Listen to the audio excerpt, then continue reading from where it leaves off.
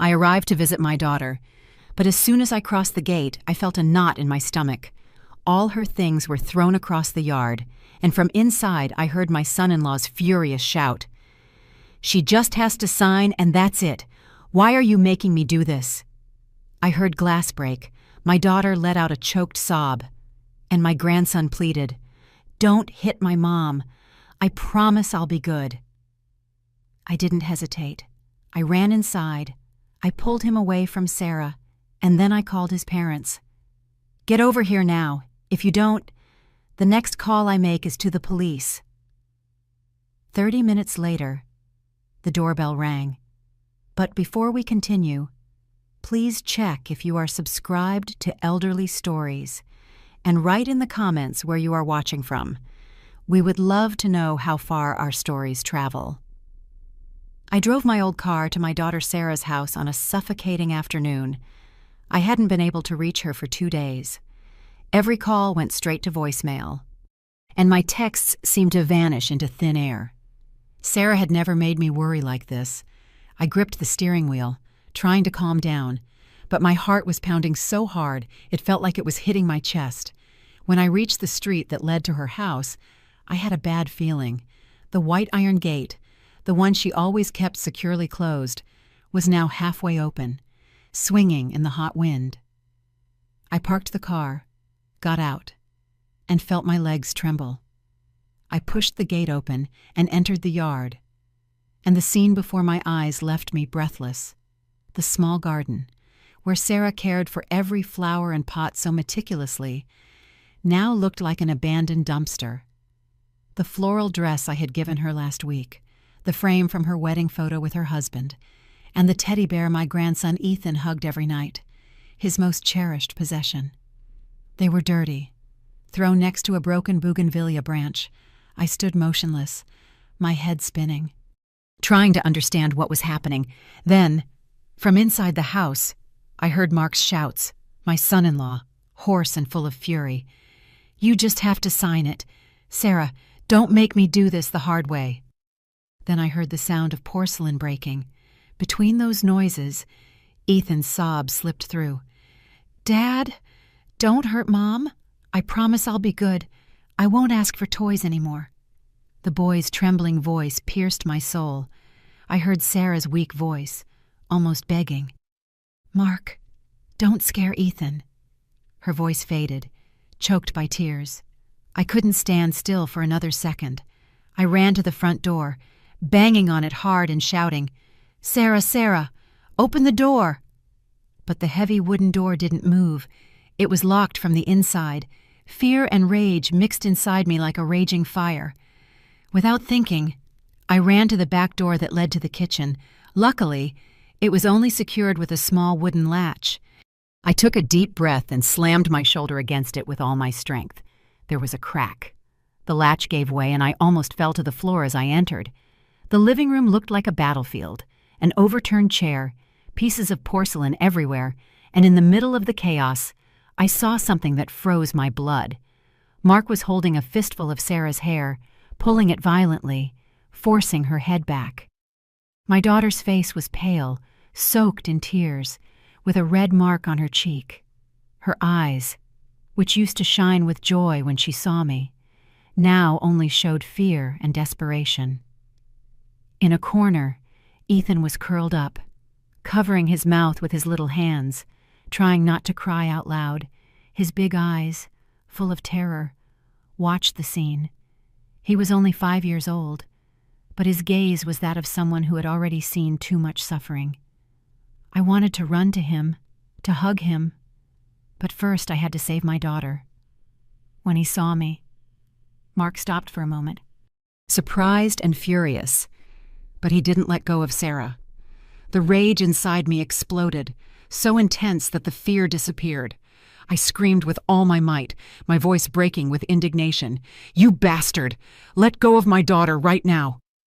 I ran at him without thinking, scratching his arm with all my strength, my nails digging into his skin. I pushed him with all the force of a mother defending her child. Mark, stunned, stumbled back and let her go. I seized the moment, grabbed Sarah and hugged her tightly. Her body was shaking. Her breathing was shallow, as if she was about to faint. I turned and pulled Ethan towards me. My little grandson clung to my chest, sobbing nonstop. Standing in the middle of that destroyed room, with my daughter in one arm and my grandson in the other, I felt the world falling apart. Mark stood opposite us, breathing heavily, his eyes red like a cornered beast. He stared at us without saying a word, but in his gaze, there was hatred, a hatred so intense, it seemed to want to devour us. As I held Sarah's fragile, trembling body, I remembered the day I gave her away to Mark at their wedding. That day, the Chicago sky was clear, and sunlight filtered through the oak trees. Sarah was dressed in white, radiant like a sunflower. Mark, at her side, took her hand and looked at me with apparent sincerity. He promised me, in a firm voice, "Don't worry, ma'am. I will never let anyone hurt her. I will protect Sarah for the rest of my life." At that moment, I believed him. I thought my daughter had found a good man, someone who would take care of her just as I had always dreamed. I remember an autumn afternoon, 5 years ago, when Sarah brought Mark home for the first time. He wore a perfectly ironed white shirt and carried a basket of fresh fruit, apples, grapes, and some juicy oranges. He spoke softly and always held my gaze respectfully. He talked about his job at a financial firm, with a proud but humble tone. He spoke of his plans for the future, a small, cozy house, of the children who would one day run through the yard. When he took Sarah's hand and looked at her tenderly, he turned to me and said, "Ma'am, I love Sarah very much. I just want her to be happy." I smiled, nodded, and thought my daughter was very lucky. They married soon after. Sarah used the money she had saved after years of hard work to buy a little house in the suburbs. I contributed a part too. It wasn't much, but it was all I had after so many years of effort. Back then, Mark beat his chest and promised he would work tirelessly to pay her back, so she wouldn't have to carry a debt to her mother. I watched him paint the house mint green with Sarah, and I watched her carefully plant a bougainvillea vine by the porch, tying each branch with care, as if tending to her dream of a happy family. The day Ethan was born, I saw Mark awkwardly holding the baby in the hospital, his eyes full of tears. He hugged Sarah and whispered something I couldn't hear, but I saw my daughter smile, a smile of true happiness. Everything started to change when Mark began to do well at work. He was promoted. He started wearing expensive suits and shiny shoes, but he changed with it. He came home late. Sometimes he wouldn't come back all night. His eyes were fixed on his phone screen, muttering about numbers rising and falling on the stock market. I remember visiting once and seeing him at the table, swiping endlessly on his phone, without looking at Sarah, who was trying to calm Ethan in her arms. She looked at him with sadness and disappointment, but just lowered her head in silence. Then the secret calls started at night. I heard Sarah tell me, her voice trembling, "Mom, I heard Mark talking to someone at midnight. He was saying something about money, about debts. But when I asked him, he got angry and yelled at me to stay out of it." I told her to talk to him directly, but deep down, I knew Sarah was already starting to be afraid. Little by little, the valuable things in the house began to disappear. The new television, the set of dishes I gave them for their first anniversary, even the gold ring Sarah had worn since she graduated. Everything was gone. Sarah lied to me, saying they were broken or lost, but I knew she wasn't good at hiding the truth. One day I pressed her to tell me what was happening, and she burst into tears, confessing she had sold her small car, the gift I gave her when she finished college, to pay one of Mark's debts. The car was badly damaged. It couldn't be fixed, she told me. But her red eyes and evasive gaze gave her away. I held her with a broken heart, knowing I could do nothing but be there for her. The breaking point came a few months ago. When Mark lost a large amount of money gambling online, he came home a different man, no longer the one who had once held Sarah's hand with tenderness. He demanded she sign papers to mortgage the house Sarah had bought with her own hard work, without him paying a single dollar. "Just sign it, Sarah," he told her in a soft, icy voice. "We'll get out of this. I promise I'll win it all back." But Sarah, for the first time in 5 years of marriage, said no. A firm, decisive no, though it was filled with fear. Since then, Mark turned completely against her.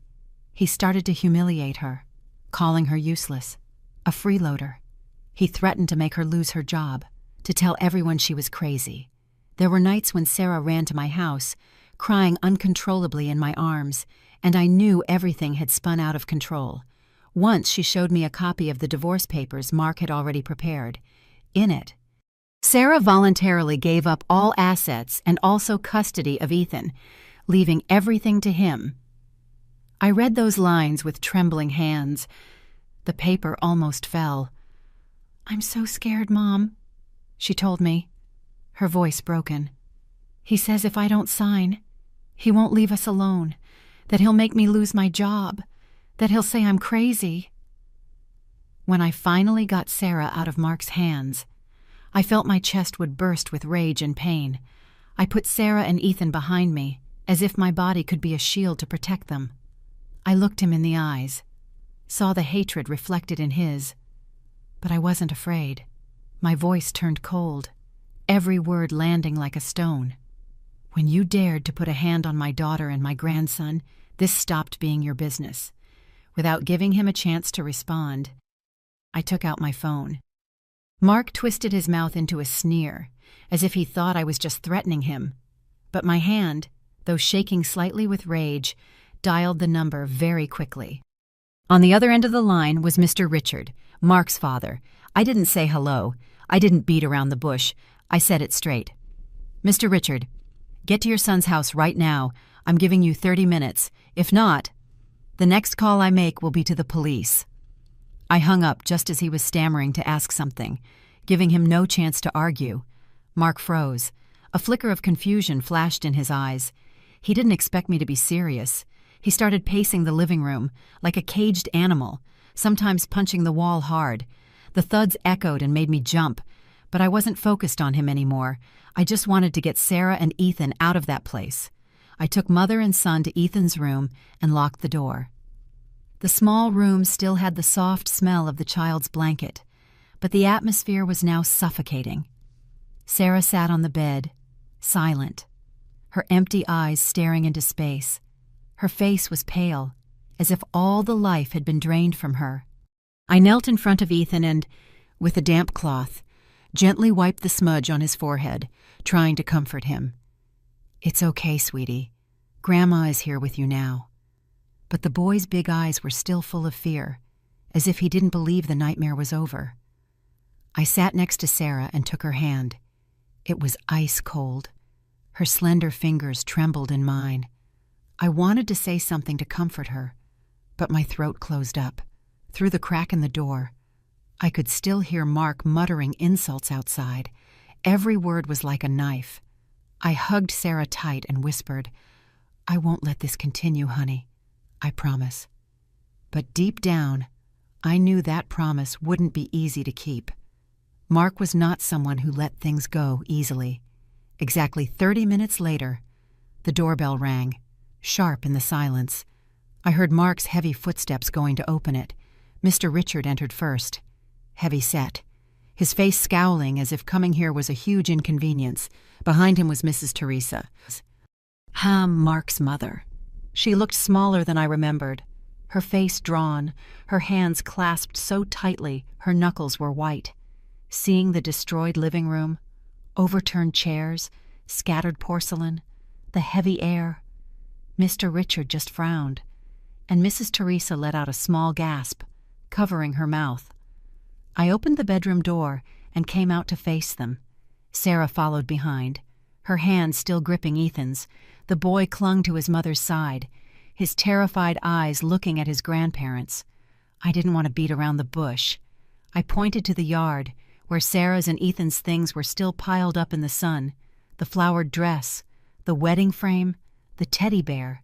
Then I pointed to the red mark on Sarah's cheek, the clear print of a hand, a silent accusation.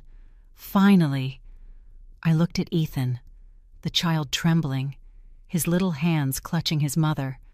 My voice was clear, every word heavy as a stone. "Look, this is the happiness your son promised he would give my daughter." Mrs. Teresa looked down, her shoulders shaking, not daring to look me in the eye. I saw her reddened eyes, but she said nothing. Mr. Richard was different.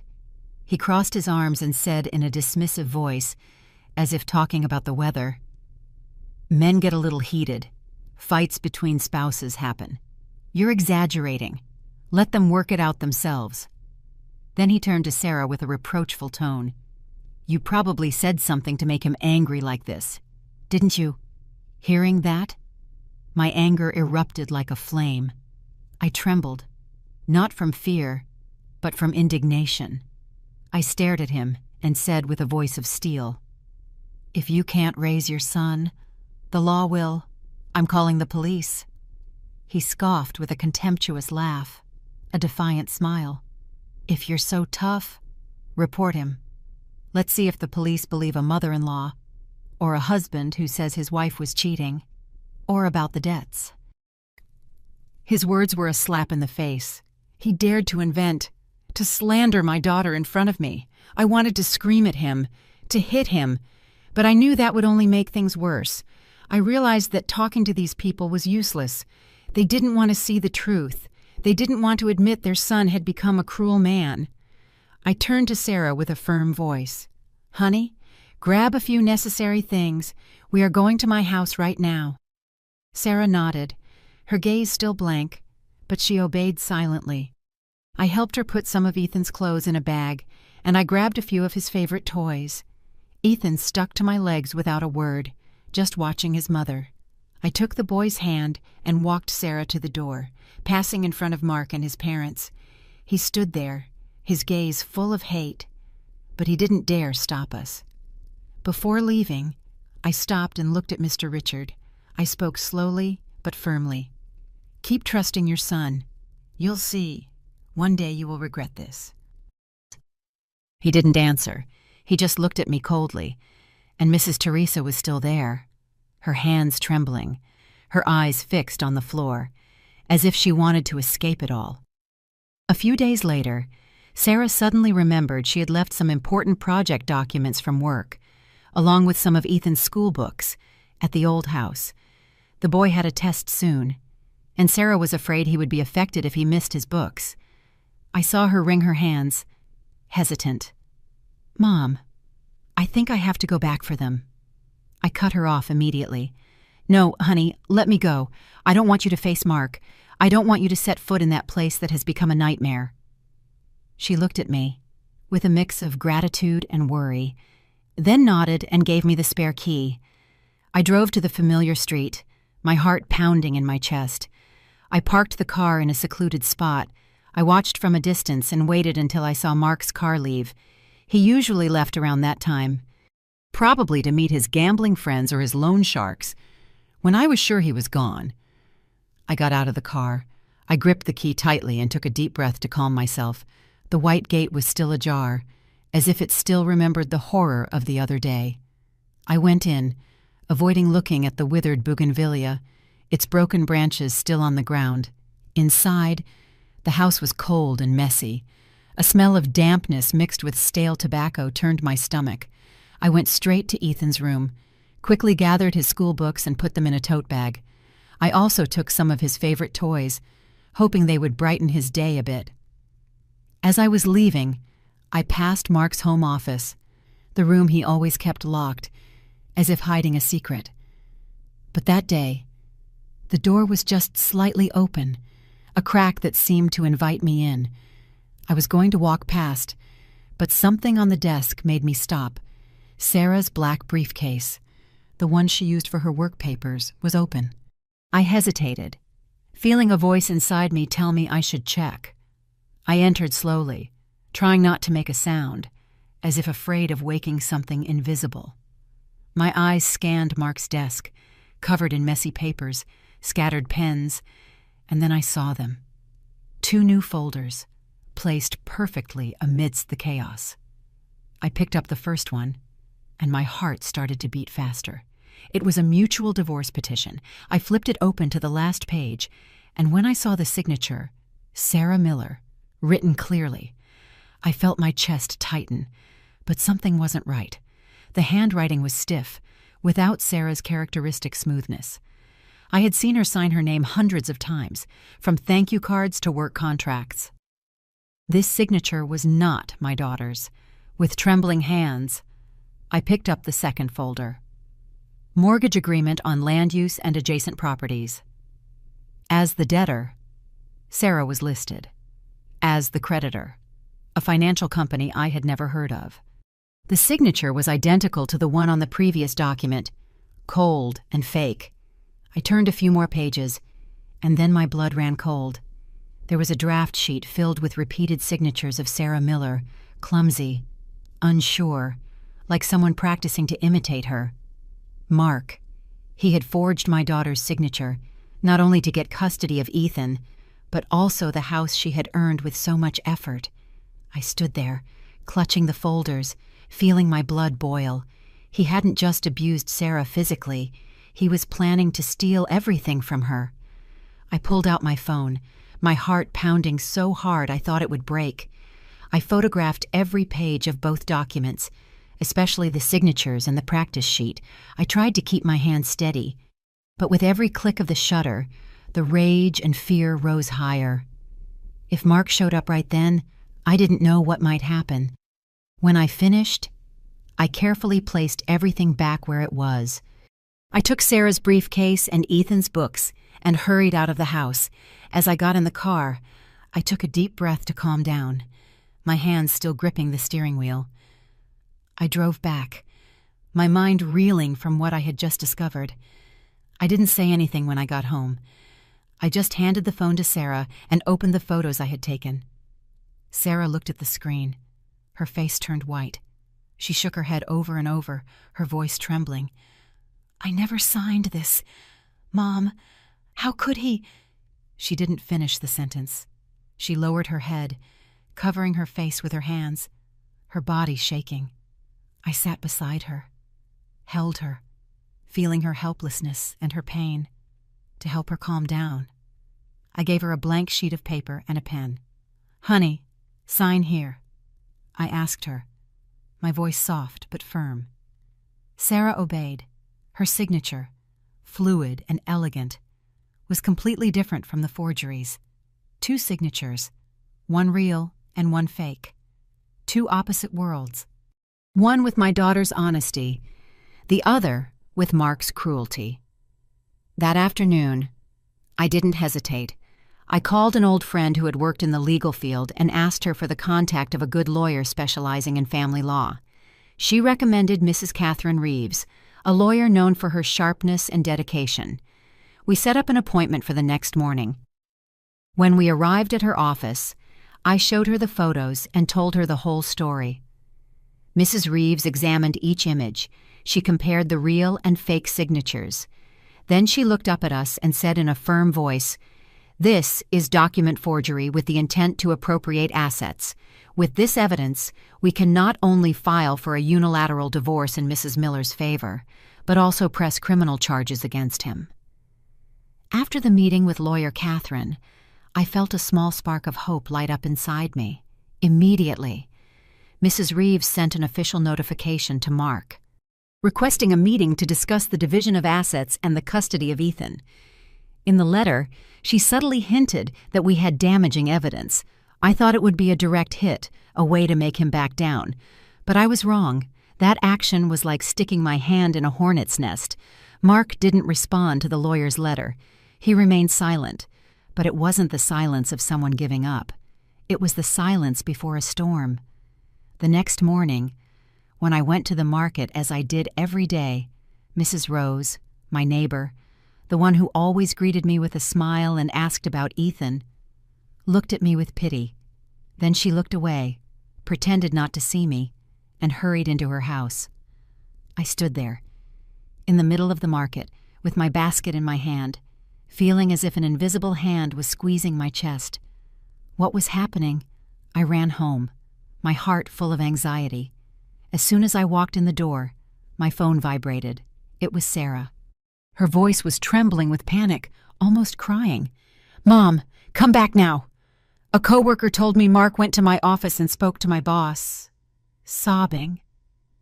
She told me Mark had cried in front of her boss, saying Sarah was suffering from severe postpartum depression, that her mental state was unstable, and that I, her own mother, had encouraged her to abandon her home.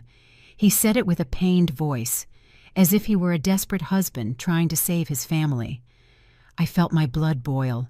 He dared to lie, to defame my daughter right at her workplace, where she had fought so hard to build her career.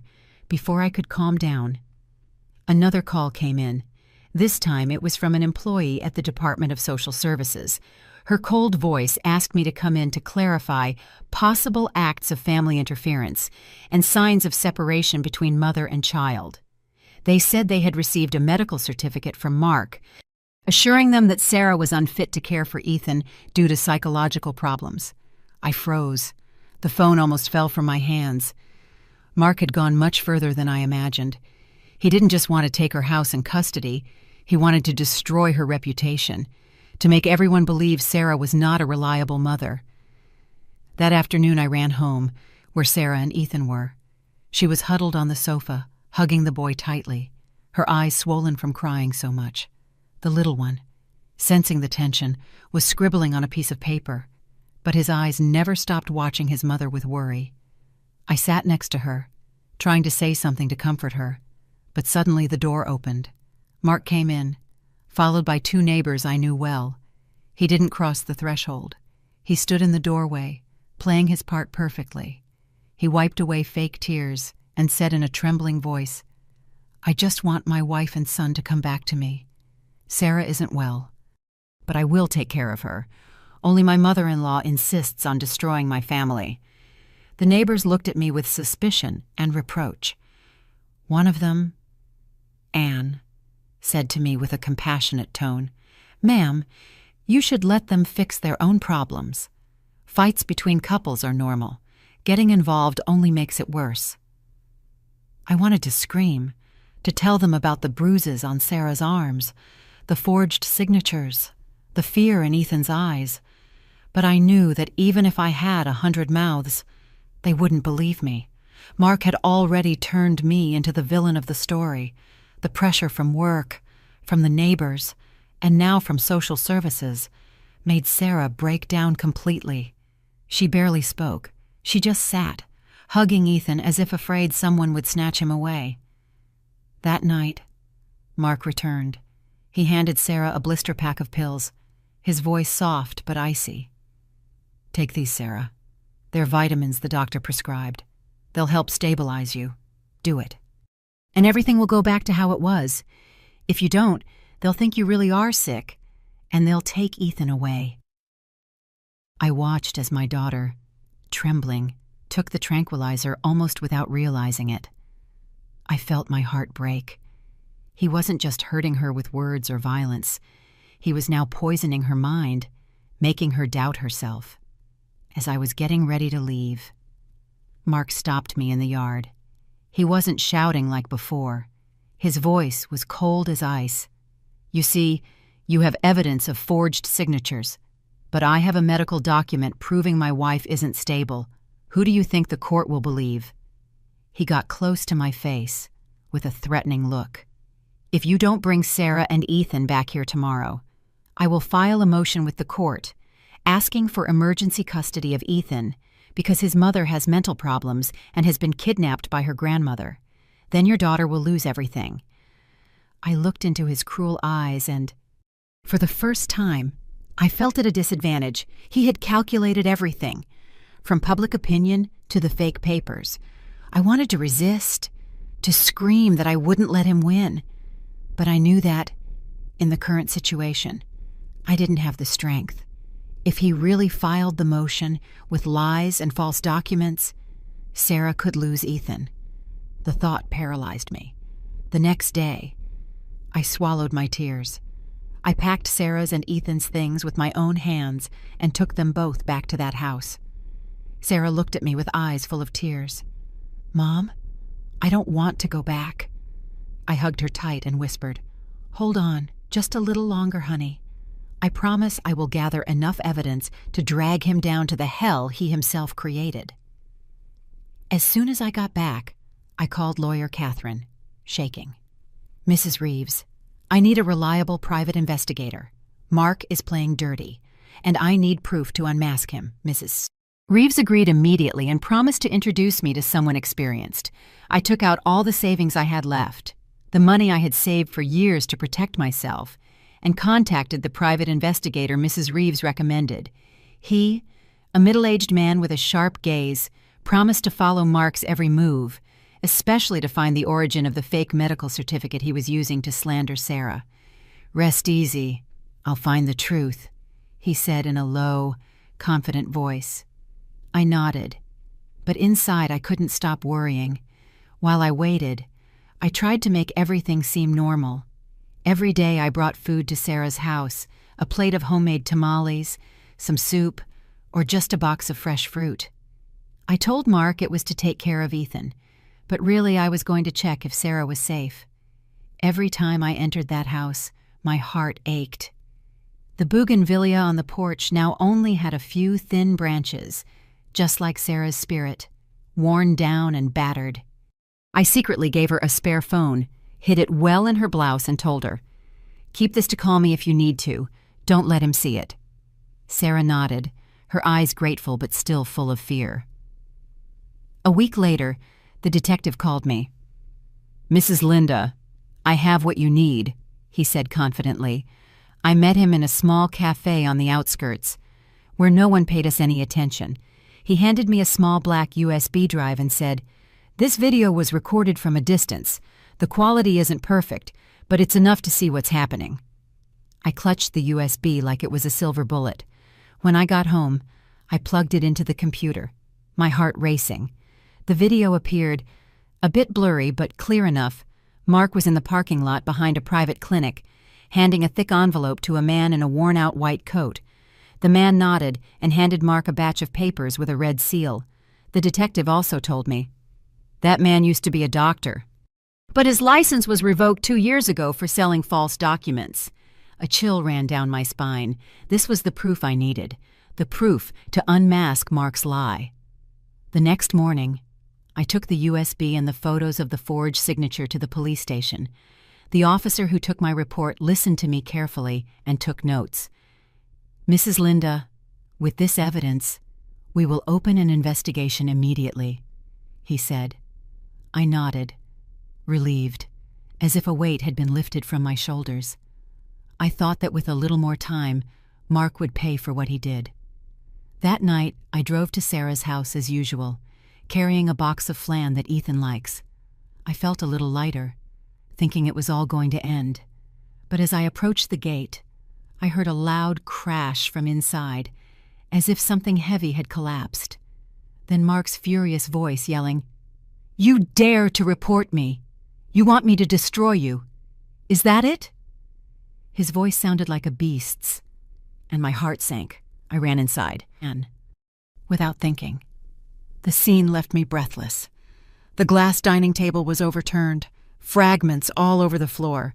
Sarah was hugging Ethan tightly, huddled in a corner, as if trying to protect him with her own body. Her face was pale, her eyes red, terrified. When he saw me, Mark became even more enraged. He threw everything off the coffee table, glasses, picture frames, a small vase, all shattered at his feet. "You too!" he yelled, pointing at me. "You think you can destroy my family." Ethan, seized by fear, broke free from his mother's arms, ran to his father, and clung to his legs, crying hysterically. "Dad, please, don't hurt Mom." The boy's voice trembled, begging for the impossible. But Mark, blinded by fury, didn't even look down. He kicked his leg hard to shake the boy off, as if he were just an obstacle. The push made Ethan lose his balance and fall backward. His head hit the sharp wooden edge of the coffee table. and the dull thud of the impact stole my breath. A second of icy silence filled the room. Then I saw a gash on Ethan's temple, and red blood began to ooze slowly, dripping onto the floor. I screamed, a scream that tore through my throat, as if all the pain inside me burst out at once. I ran towards him, without thinking, without fear, and with all my strength, I slapped Mark across the face. The sound echoed like an explosion, making him stagger. I didn't look at him again. I just scooped Ethan into my arms. The boy was fading, his eyes closed, his little face pale. "Ethan, it's me. Your grandma. Wake up, please." I called him, my voice broken with panic. I ran out into the street, screaming for an ambulance. Sarah followed me, crying, clutching her son in my arms. The neighbors started to come out, looking at us with a mix of curiosity and concern. I didn't care. I just wanted to save my grandson. When the ambulance arrived, the paramedics quickly put him on a stretcher. I took Sarah's hand and got in with her. Before the door closed, I looked directly at Mark. He was standing there, paralyzed, with a vacant look, as if even he couldn't believe what had just happened. In a cold voice, I told him clearly, "I'll see you in court." That night, while Ethan was in the hospital, Sarah and I sat on hard plastic chairs in the cold hallway, the smell of disinfectant making me feel suffocated. Sarah huddled, hugging herself, her swollen eyes fixed on the emergency room door. The doctor came out, informed us that Ethan only had a mild concussion and needed 3 stitches, but luckily, he was not in danger. The boy had to stay for observation for a few days. I breathed a sigh of relief, but looking at Sarah, I knew she didn't feel at ease. Her eyes were still full of fear, as if expecting another storm to come. At the hospital, I called lawyer Catherine and the police to give my initial statement about the incident that injured Ethan. I took Sarah's hand and whispered, "I will not let him get away with this, honey. Never." The following days, I lived in a state between sleep and wakefulness, preparing for the trial. Every night I reviewed the photos of the fake signatures, the detective's video, and Catherine's notes. I thought that with this evidence, Mark would have no way to deny his guilt. But deep down, I was afraid. He was a cunning man, and I knew he wouldn't give up easily. The day of the trial arrived. The atmosphere in the courtroom was heavy and solemn. I sat next to Sarah, holding her cold hand. She wore a light blue blouse, trying to appear calm, but I could feel the tremor in her fingers. On the other side, Mark appeared in an impeccable suit, clean-shaven, looking more like a troubled businessman than a man who had destroyed his family. He sat next to his lawyer, muttering occasionally, with a cold but confident look. Behind him, Richard and Teresa, his parents, remained silent. Richard looked at us with contempt, as if I were responsible for ruining his family. Teresa kept her head down, avoiding my gaze, her hands tightly clasped. Lawyer Catherine began with relentless confidence.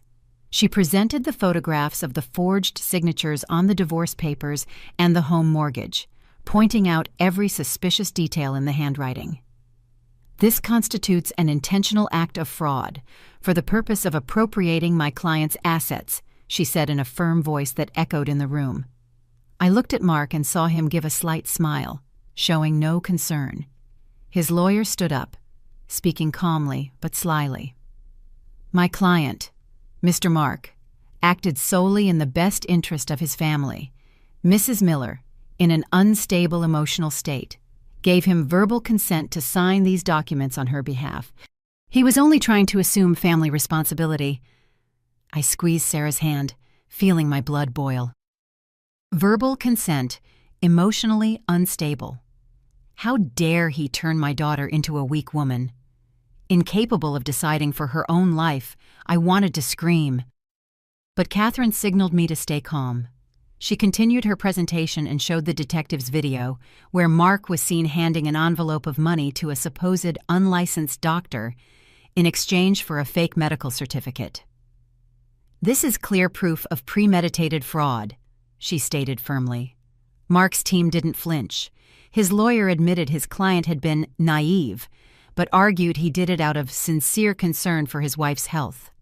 They painted him as a confused husband, tricked by a fake doctor. I looked at Sarah. She was biting her lip, fighting back tears. I knew what she was thinking. All her pain, her nights of crying, the threats, now twisted into a completely different story. When Catherine mentioned the incident that left Ethan injured, I thought it would be the decisive blow.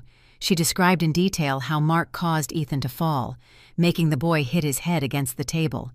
But Mark's lawyer objected immediately, calling it an unfortunate accident in the midst of a family dispute.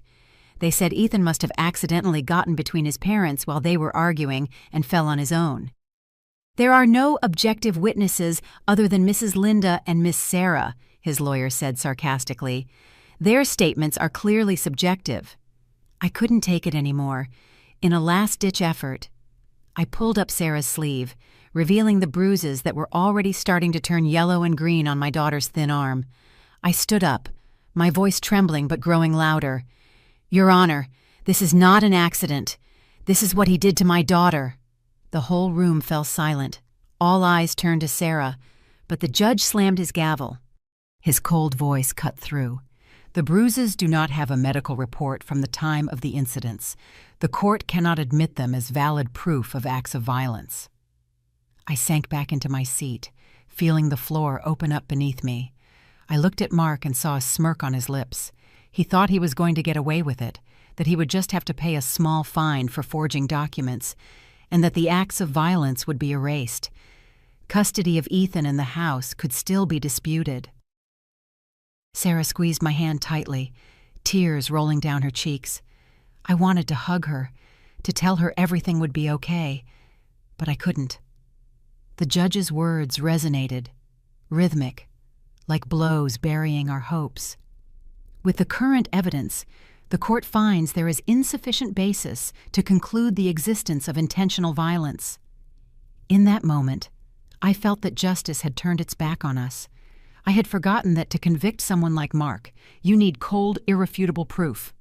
Not just the invisible wounds of the soul. Just as the judge cleared his throat, about to issue the final ruling, the screech of a chair scraping the floor sounded sharp and sudden, breaking the oppressive silence. All eyes turned. Mrs. Teresa, Mark's mother, was slowly getting to her feet. Her face was soaked in tears. Her hands gripped her purse with such force that her knuckles turned white. I looked at her, surprised, my heart pounding.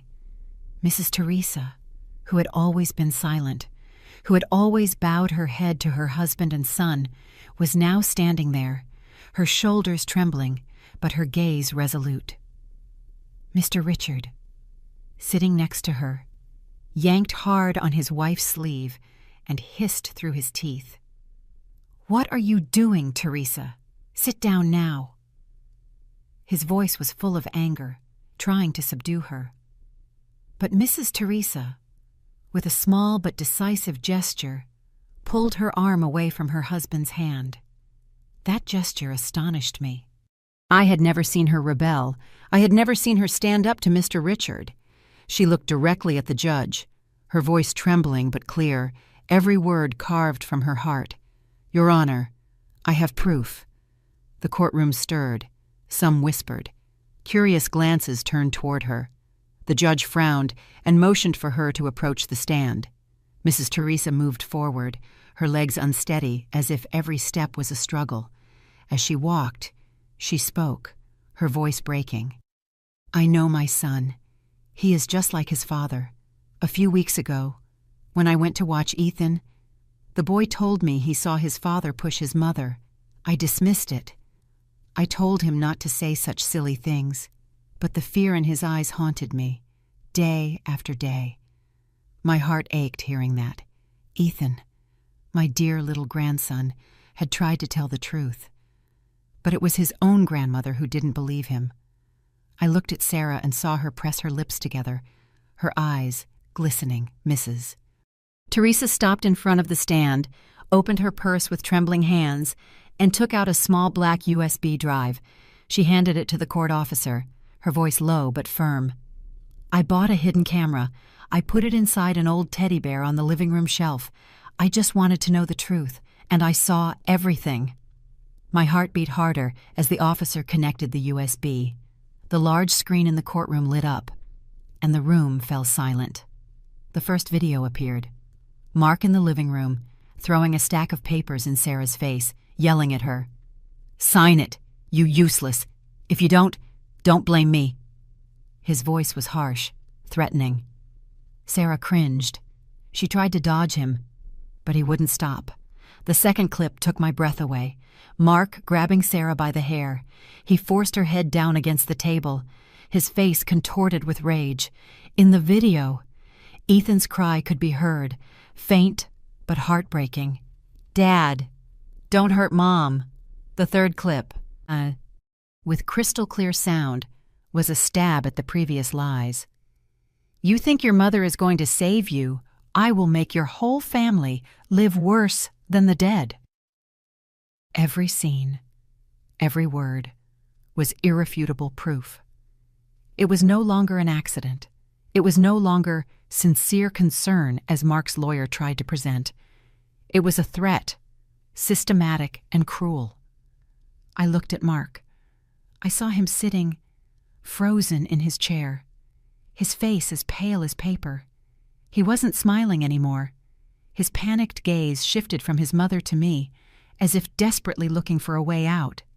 In the courtroom, Mr. Richard jumped to his feet, pointed at his wife, and shouted, "You damned woman traitor!" His voice was full of fury, but the bailiffs immediately approached and ordered him to maintain order and sit down. Mrs. Teresa didn't look at him. She just stood there, her trembling hands clutching her purse, as tears streamed down her face. In her gaze, I saw not only pain but also relief, as if she had just freed herself from a burden that had crushed her for years. The judge struck the gavel hard on the desk. His voice rang out, firm, without a trace of doubt. "Based on the new evidence presented, this court finds the defendant, Mark, guilty of the crimes of domestic violence, assault and battery, document forgery, and fraud." He paused, looked directly at him, and continued. "The divorce petition from Mrs. Miller is approved immediately. She is granted full custody of the minor, Ethan, and full ownership of the house." I felt the world move slowly. Sarah squeezed my hand hard, tears falling down her cheeks, but this time they were tears of relief. 2 police officers approached and handcuffed Mark right there in the courtroom. As they led him away, he looked at his mother and then at me, with a mix of hatred and desperation. I didn't look at him anymore. I turned to Mrs. Teresa, who was standing there, crying silently, her small shoulders shaking like a leaf in the wind.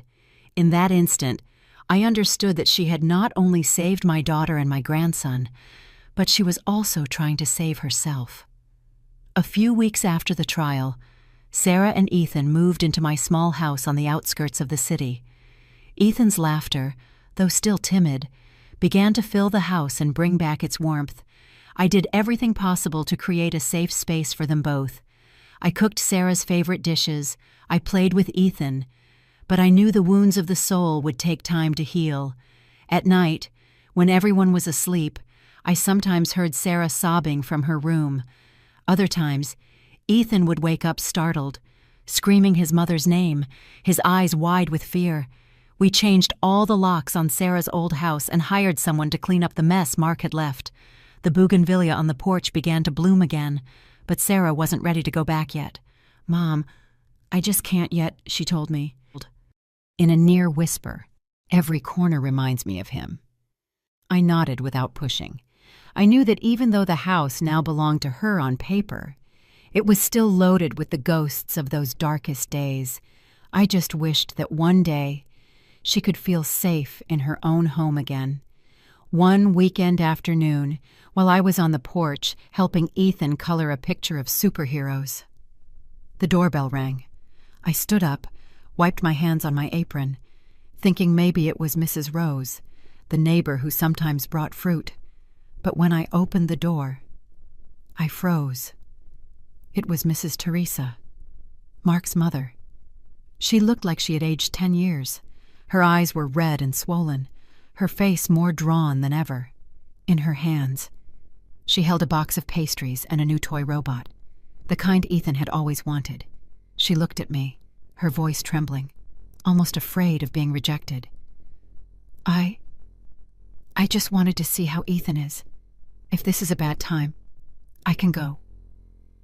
I looked at the woman in front of me, the same one who had the courage to show up in court and offer the evidence that saved my family. In her gaze, I saw remorse, but also a sincerity that was impossible to deny. I stepped back, opened the door wide, and said softly, "Please come in, Mrs. Teresa." She entered slowly, clutching the box of pastries as if it were the only thing keeping her steady. I made 2 cups of tea and invited her to sit in the living room. Sarah came out of her room. Seeing Mrs. Teresa, she paused for a moment, surprised, but then she nodded and gave a slight smile. Mrs. Teresa handed the robot to Ethan, speaking sweetly. "This is for you, Ethan. I know you like robots."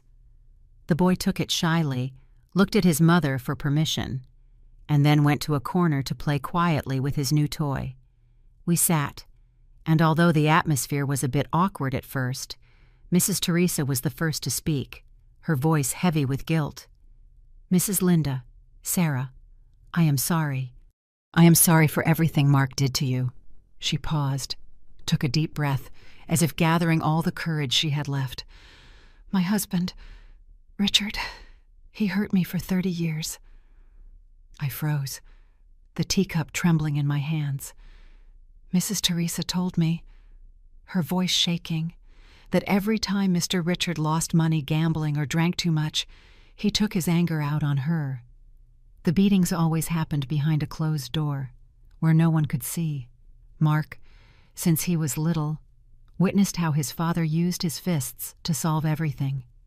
He learned from his father, she said, tears running down her cheeks. I saw Mark changing, how he started to become like Richard, but I didn't have the courage to face him. I was afraid that by admitting it, I would also have to accept that I failed as a mother. She took my hands. They were ice cold, but full of strength. At first, I was silent out of shame. Then, I was silent for my children, for what they call family honor. I convinced myself that if I just endured, everything would get better. But when I saw Sarah, when I saw the bruises on her arms, identical to the ones I used to have, I understood I was wrong. My silence wasn't protecting anyone. It was only feeding another monster. She turned to Sarah, her eyes full of remorse. It was you who gave me courage, Sarah, seeing you fight, even though you were scared, even though you were in pain. I understood I couldn't keep living in that hell. If I kept silent, Ethan would grow up and become another Mark, or even worse, another Richard. She paused. Her voice broke. After the trial, I packed my things and left home. I'm filing for divorce from Richard. I don't want to live another day in fear. I looked at her, feeling my heart melt. The woman in front of me was no longer the mother of a man who had caused harm, but a mother, a wife who had suffered too much and was now trying to right her wrongs. I took her hands and squeezed them gently, my voice breaking. You didn't just save my daughter, Mrs. Teresa. You also saved your grandson and yourself. Sarah moved closer slowly and sat next to Mrs. Teresa. She didn't say anything. She just put her hand on her shoulder and then hugged her. The 3 of us, 3 women, 3 generations, 3 stories of pain. We stayed there, holding each other, sharing the same silent understanding. Tears rolled down my cheeks, but this time, they weren't tears of pain. They were tears of liberation, of hope. 6 months have passed since Mark was taken away in handcuffs. My daughter's life and mine have started to find their course, like a small boat finally finding a calm harbor after the storm. My house, which once only knew the silence of an old woman, is now filled with Ethan's laughter and Sarah's stories. Sarah went back to her job at the company, the same place where she feared Mark would destroy her reputation. But she achieved the opposite. With hard work and talent, she not only kept her position, but was promoted to project manager. I see she's different. She's no longer the timid, fearful woman from before. Now she speaks with confidence, with a spark in her eyes every time she tells me her new plans. "Mom, I want to build a beautiful future for Ethan," she told me once while we were having dinner. I smiled and stroked her hair, full of pride. Ethan has also regained his bright smile. The small scar on his temple, a reminder of that terrible day, has faded, leaving only a faint line under his dark hair. He no longer wakes up startled in the night, although sometimes I see him hug his teddy bear tightly, with a slight fear when he hears strange noises. I often sit by his side and tell him stories about superheroes. He laughs and asks me, "Grandma, are you a superhero because you saved me and Mom?" In those moments, I just hug him and whisper, "I'm not a superhero, sweetie, but I will always be here with you." Sarah decided not to sell the old house, even though I suggested a fresh start might be better. "That house is ours, Mom," she told me firmly. "Why should we have to leave because of what he did?" I understood her decision, and together we began to renovate it. We painted the walls a warm yellow, replacing the old, faded mint green. We cleaned the broken glass, threw away the wedding photos, and hung up drawings made by Ethan. Little by little, the house began to breathe life again, as if it too were healing, along with Sarah and her son. Sometimes I hear news about Mark from former neighbors. He was released early for good behavior, but his life became a hell. Without a job, without a home, he went back to live with Richard in the old family house. Father and son sank into alcohol and gambling, drowning in debt. I was told that creditors visit them often, throwing red paint on the walls and writing threats in chalk. They live in hiding, afraid to see anyone, like ghosts in the world they themselves created. I don't feel satisfaction, just a slight sadness, not for Mark, but for everything he himself destroyed. Mrs. Teresa, or as we all affectionately call her now, Mama Teresa, has become an essential part of our family. After the trial, she completed her divorce from Mr. Richard, received a portion of the assets, and bought a small apartment not far from my house. She comes by almost every afternoon, helping Sarah pick up Ethan from school or bringing over a plate of homemade cookies. Ethan adores her and always brags to his friends that he has 2 wonderful grandmothers. Sarah calls her Mama Teresa and treats her like a second mother. With an affection and respect I had never seen her show anyone but me. Mrs. Teresa and I became confidants. We cook together, share old recipes, and tend to the small garden behind my house. Once, while we were pulling weeds, she looked at me smiling and said, "Mrs. Linda, I never thought I'd have a friend at this age." I laughed and replied, "Mrs. Teresa, I never thought I'd find someone who understood me like you do either." Those moments, though simple, were the remedy we both needed to heal. One beautiful Sunday morning, I was sitting on the balcony, sipping a hot cup of tea as the first rays of sun filtered through the leaves of the trees. Down in the yard, Sarah and Mrs. Teresa were tending the bougainvillea in front of the house together. That same plant that had been trampled on that terrible day had now come back to life. They cut the dry branches, tying up the new shoots that were reaching high, with the delicacy of someone caring for something sacred. On the vine that once looked withered, pink and purple buds were beginning to open, shining in the morning light like small, vibrant flames. I watched those 2 women, one who had given birth to the man who caused so much harm, and one who was his victim. Together, they had been through hell, enduring unimaginable pain, and now they were there, side by side, cultivating life from the ashes. Sarah looked up, saw me on the balcony, and smiled as she said, "Mom, come down and see. The flowers are beautiful." Mrs. Teresa also looked up, with a kind smile on her lips. "Linda, if you don't come down, I'm going to plant your whole garden myself."